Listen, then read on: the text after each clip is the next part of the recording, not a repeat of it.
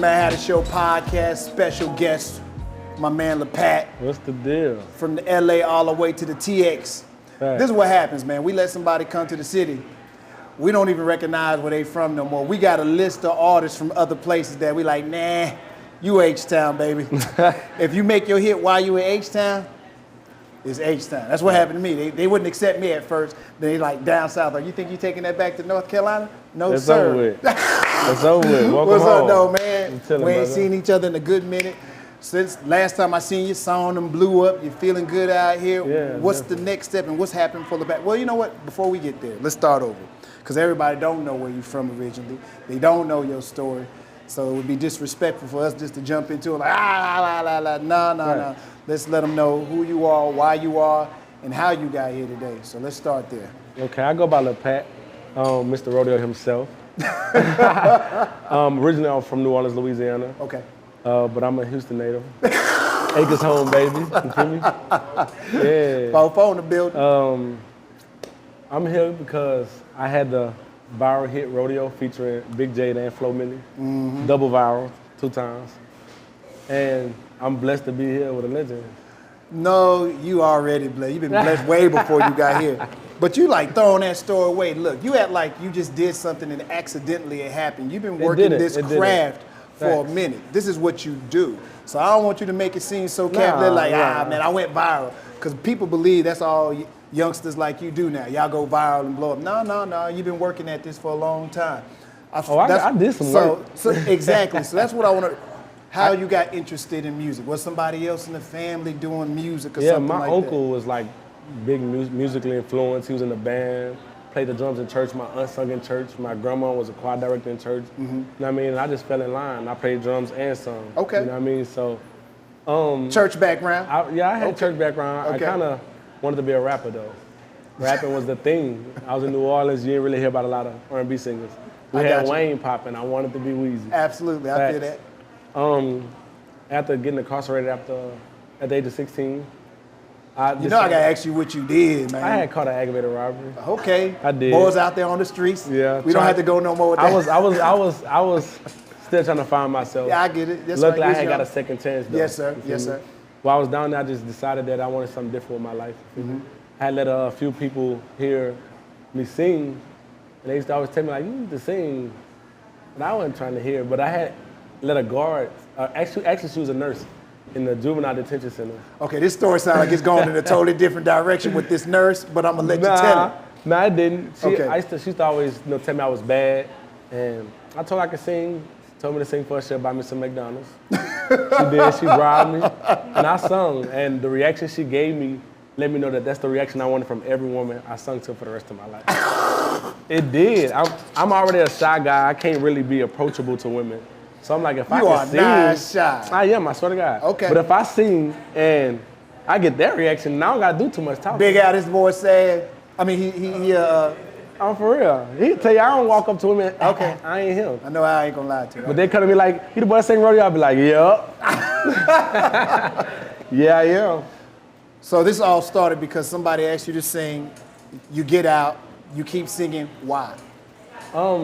Like I said, it was the reaction, and a lot of people I had encountered during my incarceration, friends, my mom, my family, who didn't hear me sing. Mm-hmm. And like, you put a lot of effort into the bad stuff you do, and you're real successful at it. Now I ended up in jail, and it's like, put that same energy. Like, tell me the things you need to get you rolling on that type of kid. Yes, sir. And I told her double XLs, hip hop weeklies. I need the Billboard charts. I need DuPont registry so I can know what kind of car I want when I blow up. I'm telling my mom all these things and she's sending it. She's sending, really? I done read every documentary, like from any artist, from Jay-Z to Rick Ross to the Gucci Mane book. Like I done read them all. I done read the Art of Respect. I done read it all because I know where I want to be at. And I need to know their story. Right. So I know what things to do went wrong. What not to do. Facts. Absolutely. So I need to navigate my way through. I respect you telling boys that they need to read and learn a little bit because it can help and you that was on my your only journey. way. Like right now we got social media so we can actually see it. Right. Back there, all I had was those books, those hip hop weeklies, yes, sir. Those double XLs. Now I know who's in and who's not. You know what I mean? And that was my only way to keep up with the game. But it was songwriters' guides, poetry books. You know, she's sending me all these type of things to keep me, focused on that thing. Yeah. And I made parole, came home. The first gift she gave me was studio equipment. Oh, wow. So I sat in the garage and this person loves you. Yeah, my mama wants you to do right. My dog. Yes. And I'm my only boy. Okay. So after that, I didn't link in with other people that was doing music. I started recording at a better studio than my garage. And I linked in with Big Cuz. He started taking me to different music mixes I had never knew about, stuff like that. Yeah. And he taking me to different music mixes. I'm getting that same reaction, like, boy, you can sing. I start going by High C. He was at Prospect Park by Willowbrook. I'm going there and I'm chilling. I'll be chilling. Oh, you mean DJ High C? Yeah. Okay. And I'll be chilling and I always stand by the DJ booth. I'm like, what you drinking? Give me a water, You know what I mean? Get him a water, we be chilling. And I do that every Wednesday, he was there. We go chill, smoke hookah. Now, I ain't even smoke hookah. When he smoking hookahs, I'm smoking hookah too. Because guess what? I need to ask you a question about this record I got. And we're gonna kick it. Yes, you feel me? We're gonna kick it. Yes, sir. He started playing it. I made top 20 on the Go DJ list in 2018. Nice. I was number 20, but I was on the list. I don't care what they say. I was on the list. Some people don't get on the list. I just heard your accent for the first time. And I still had like legal issues. Yes, parole, going back and forth for parole violations. My last time I had gave me 15 months. They revoked my parole, gave me 15 months. But it's the end of my sentence. Now it's like a smooth sale. You know what I mean? And there's no such thing as a smooth sale when you're incarcerated. But well, to me it was. It's like the end. I had to never deal with y'all no more. Yeah. I'm going to get out. I'm going to be off. I ain't going to have to see y'all no more. I promise y'all I won't see y'all no more. You know what I mean? So that time I just spent writing a whole bunch of music. I wrote so many songs in that 15-month period. What got you to Houston? What was it about Houston at the time that made you say, you know what, I need to get out of here. Let me go here. Well, I came during the storm. Okay. Then I left back in 2008. Then my mom moved me back in 2010 because I was being bad in New Orleans. And I got locked up a year later. Like, no kidding. I was only here. I moved here May 2010 and got locked up May 2011. Literally a year. And they gave me 8 years. Oh, wow. Yeah. You lucky, man. I am lucky. You lucky, man. I could have been so many other places. Like, knowing the things I done been through in life, I could have ended up so many other places. I could have never came home.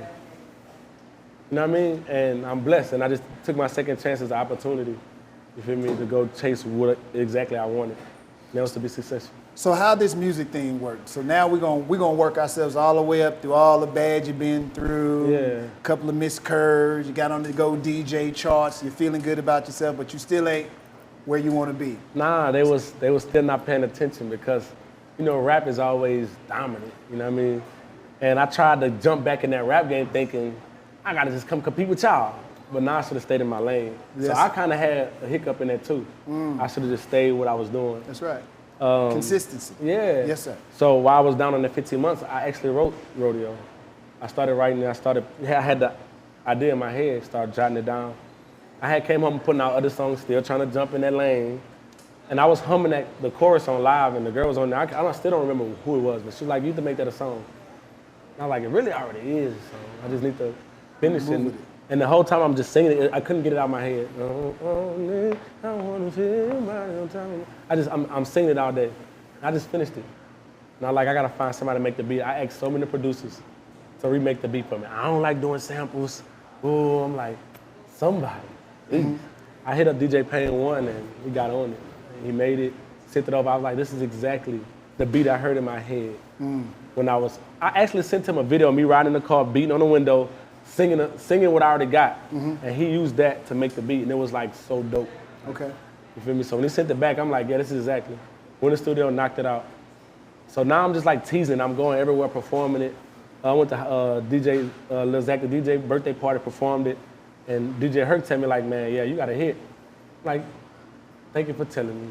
Cause like I'm on the North, and Herc one of them North DJs that gonna tell you got you one. They ain't gonna play your stuff if it's whack. Yes, sir. He like, you got you one.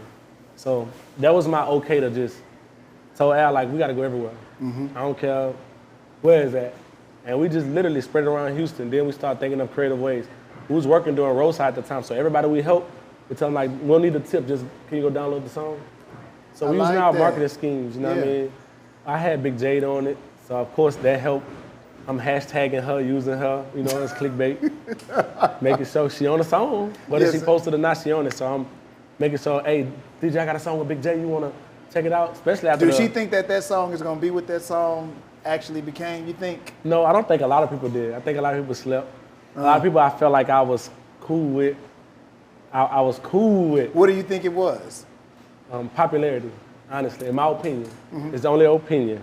I don't want to be like, you lied on me. Nah, it's my opinion. I think I wasn't popular enough for, my name wasn't. Well, everybody got to start somewhere, right? Facts. I didn't trip. I took it as, I need to get popular. Okay. So I went everywhere and performed that same song. So by the way, song. we just want to make it clear, he wasn't saying that nobody was hating on him nothing like that. He just saying, in my position where I was at that time, I just want to make it clear. Facts, Somebody they ain't gonna try to run with it. Yeah. Nah, it wasn't that. It just, things work a certain way. And if these people don't know your music, some DJs are afraid to kill a vibe that they already got set. I get it. So I had to make my song a demand. And I just made sure that you see me, this the only song you're gonna hear. Like, you're gonna know this song, for sure. So you're like, yeah, you the boy that sang, then it became Lil Pat that sang, what's the song? Then it's Lil Pat that sang Pony, you know what I mean? I'm gonna keep putting it in their face until it's there. I got you. You know what I mean? And then it hit, like, Houston just grabbed it and ran with it. You know what I mean? A couple on TikTok, I guess the guy went into the song and decided to do a dance to it. And I thought the dance was fire. My DJ hit me up like, hey, they going crazy with your song. I'm like, I don't even be on TikTok. Like, I be on the gram. Follow me on the gram. _LAHPAT. My shout out. But it's like, you going crazy. I'm like, well, I need to go check it out. You know what I'm saying? So I immediately hit them up like, hey, let's work. Like, let's go everywhere and put this dance with this song. Everywhere I went perform, they on stage with me. We gonna rock it out. You know what I mean? And the dance went just crazy. The next thing you know, label called me. What made you go ahead and say, you know what, I'm gonna go rock with the label? Because I believe your generation, y'all live in the day and time, honestly, with the TikTok and Instagram and social and digital, and you can do your own manufacturing in it. You don't really need to manufacture a record anymore. You can upload it now. It's easy. Facts, what made you say, you know what, I'm gonna go ahead and try the hookup with the label, John? Because, all right, so like you said, I would put out the DistroKid. Yeah. It had popped on DistroKid before a label. Exactly. Shout out to Hardbody Kiati. I was finna say DJ Kiati. Hardbody Kiati.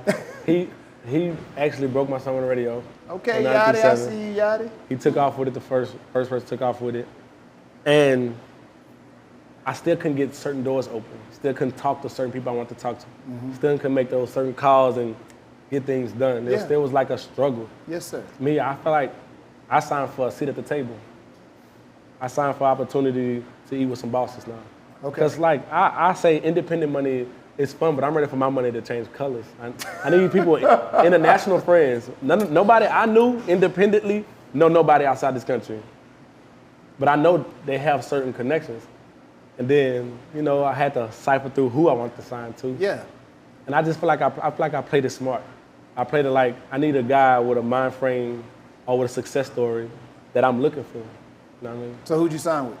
300 Entertainment. Just want to make sure you put it out there. Yeah. Kevin treating you good? Treat me well. All right, Celine Kevin Bob Live. make sure I'm grounded. Okay. And Raina stay on my butt. Now, here's the thing. You get a big record. Sometimes records get so big they leave the artist behind. That happened to me. So that's what I'm asking you. So it was a big record, big sample.